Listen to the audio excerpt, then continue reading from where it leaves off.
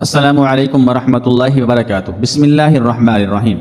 ایک دن ملکہ خضران بڑی شان و شوکت سے اپنے محل میں بیٹھی ہوئی تھی کہ ان کی لونڈی نے آ کر عرض کیا، ملکہ عالم، محل کے دروازے پر ایک بہت ہی لاچار، خستہ حال، غریب عورت کھڑی ہے اور وہ ملکہ کی خدمت میں حاضر ہو کر کچھ عرض کرنا چاہتی ہے۔ ملکہ نے کہا، اس عورت کا حسب نسب پوچھ لو اور یہ بھی معلوم کرو کہ اس کو کس چیز کی ضرورت ہے۔ لونڈی نے باہر آ کر اس غریب عورت سے اس کا حسب نسب پوچھا، نام پوچھا، سب کچھ پوچھا تو اس نے اپنا نام، نسب، خاندان سب کچھ بتا دیا، لیکن اس نے یہ نہیں بتایا کہ ملکہ سے کیوں ملنا چاہتی ہے۔ بس اس کا ایک ہی جواب تھا کہ اس نے جو کچھ کہنا ہے ملکہ کے سامنے کہنا ہے۔ لونڈی نے آ کر اس عورت کا جواب ملکہ کو سنایا تو ملکہ بہت حیران ہوئی۔ اس وقت حضرت عبداللہ بن عباس رضی اللہ تعالی عنہ کی پڑپوتی حضرت زینب بنت سلیمان رضی اللہ تعالی عنہ بھی ان کے پاس بیٹھی ہوئی تھی۔ وہ بنو عباس کی خواتین میں بہت ہی دانا تسلیم کی جاتی تھی۔ ملکہ نے ان سے مشورہ کیا کہ اس عورت کو جو باہر کھڑی ہے اندر آنے کی اجازت دوں یا ملنے سے انکار کر دوں۔ انہوں نے فرمایا، ضرور بلواؤ، آخر دیکھیں تو صحیح کہ وہ کیا کہنا چاہتی ہے۔ چنانچہ ملکہ نے لونڈی کو حکم دیا کہ اس کو اندر آنے کی اجازت دے دی جائے۔ تھوڑی دیر بعد پھٹے پرانے کپڑوں میں ملبوس ایک انتہائی شکستہ حال عورت اندر داخل ہوئی۔ اس کی حالت سے معلوم ہوتا تھا کہ ہے کوئی شریف شادی، لیکن میل کچیل اور بوسیدہ کپڑوں نے اس کی جو حالت تھی وہ گدھا گروں جیسی کر دی تھی۔ عورت ملکہ کو دیکھ کر پہلے تو گھبرائی، پھر فوراً ہی جرت اور ہمت کر کے ملکہ کو سلام کیا اور کہنے لگی، اے ملکہ، میں مروان بنت محمد کی بیٹی مزنہ ہوں، جو خاندان بنو امیہ کا آخری تاجدار تھا۔ جو ہی اس کی زبان سے یہ بات نکلی تو ملکہ خضران کا چہرہ فرط غضب سے سرخ ہو گیا اور اس نے اکڑ کر کہا، بدبخت عورت، تجھ کو یہ جرت کیسے ہو کہ تو نے اس محل کے اندر قدم رکھا؟ کیا تو نہیں جانتی کہ تیرے خاندان نے عباسیوں پر کیسے ظلم ڈھائے؟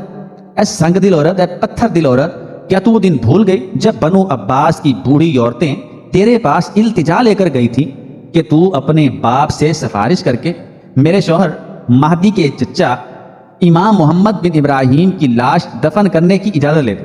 کمبخت عورت، خدا تجھے غرق کرے، تو نے معزز اور مظلوم عورتوں پر ترس کھانے کی بجائے، رحم کرنے کی بجائے انہیں ذلیل کر کے محل سے نکلوا دیا تھا۔ کیا تیری یہ حرکت انسانیت کی توہین نہیں تھی؟ مانا کہ آپس میں دشمنی تھی، لیکن پھر بھی ایک بے بس اور لاچار دشمن کے ساتھ ایسا سلوک جائز نہ تھا۔ خدا کا شکر ہے کہ اس نے تجھ سے حکومت چھین لی اور تمہیں ذلیل کیا۔ مزنہ، خیریت اسی میں ہے، بہتری اسی میں ہے کہ تم فوراً واپس چلی جاؤ۔ چنانچہ ملکہ کی یہ باتیں سن کر مزنہ بالکل مایوس نہ ہوئی اور مسکرا کر بولی، بہن، اپنے آپ سے باہر نہ ہو، جو کچھ میں نے کیا نا، اللہ سے اس کی سزا پا لی۔ اسی ذات ہی نے تو مجھے آپ کے سامنے لا کھڑا کر دیا۔ کیا تمہیں معلوم نہیں کہ میں بھی کسی وقت آپ سے زیادہ شوق اور مغرور تھی؟ دولت میرے گھر کی غلام تھی، مجھے اپنے حسن پر بہت ناز تھا، مجھ کو تکبر اور اکڑ نے اندھا کر دیا تھا۔ کیا تم نے نہیں دیکھا کہ جلد ہی زمانے نے اپنا ورق الٹا دیا؟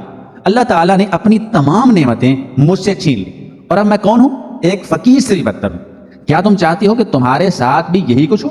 اتنا کہہ کر مزنہ نے تیزی سے باہر کا رخ کیا، لیکن چند قدم ہی جا پائی تھی کہ خضران نے دوڑ کر اسے پکڑ لیا اور چاہا کہ گلے سے لگا لے، لیکن مزنہ نے پیچھے ہٹ کر کہا، خضران سنو، تم ملکہ ہو اور میں ایک غریب اور بے کس عورت ہوں، میرے کپڑے بوسیدہ اور غلیظ ہیں، میں اس قابل نہیں کہ ایک ملکہ مجھ سے بغل گیر ہو۔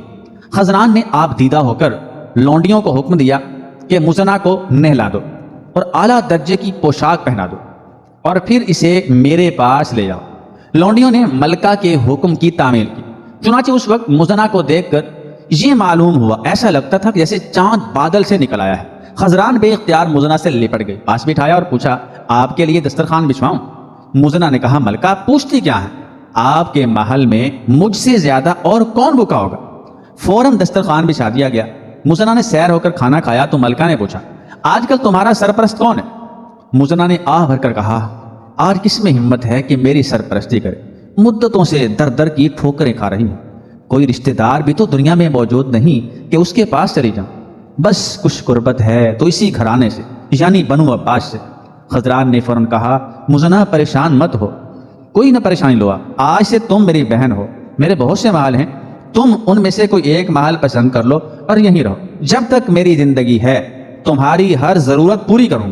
چنانچہ مزنہ نے ایک عالی شان محل پسند کیا اور خضران نے ان میں تمام ضروریات زندگی، لونڈیاں، غلام مقرر کر دیے اور ساتھ ہی 5 لاکھ درہم نقد بھی اس کے حوالے کر دیے کہ جس طرح جی چاہے تم خرچ کر لو۔ شام کو جب خلیفہ مہدی حرم میں آیا اور دن بھر کے حالات پوچھنے لگا تو ملکہ خضران نے آج کا واقعہ تفصیل سے سنانا شروع کر دیا۔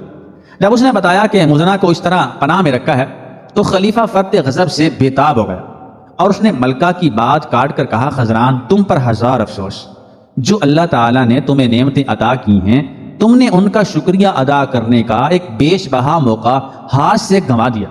تمہاری یہ حرکت ایک ملکہ کی شایان شان نہیں تھی۔ چنانچہ خضران نے کہا، امیر المومنین میری بات پوری تو سنیں، مکمل تو سنیں۔ اس کے بعد اس نے جب مزنہ سے حسن سلوک کی تفصیل بتائی تو مہدی کا چہرہ چمک اٹھا۔ اس نے خضران کی اعلیٰ ظرفی کو بہت سراہا اور کہا، آج سے میری نظر میں تمہاری قدر و منزلت اور زیادہ بڑھ گئی ہے۔ چنانچہ پھر اس نے بھی اپنی طرف سے مزنہ کو اشرفیوں کے 100 توڑے بھیجے اور ساتھ ہی کہلا کر بھیجا کہ آج میری زندگی کا سب سے بڑا یوم مسرت ہے، خوشی کا دن ہے کہ اس نے ہمیں تمہاری خدمت کی توفیق دی۔ اب تم اطمینان سے یہاں رہو۔ اس کے بعد مزنہ طویل عرصے تک زندہ رہے۔ خلیفہ مہدی کی وفات 169 ہجری بمطابق 785 عیسوی کو ہوئی۔ اس کے بعد اس کا بیٹا ہادی بھی اس کی خدمت کرتا رہا۔ ہادی کے بعد ہارون الرشید خلیفہ بنا تو اس نے بھی مزنہ کو ماں کے برابر سمجھا۔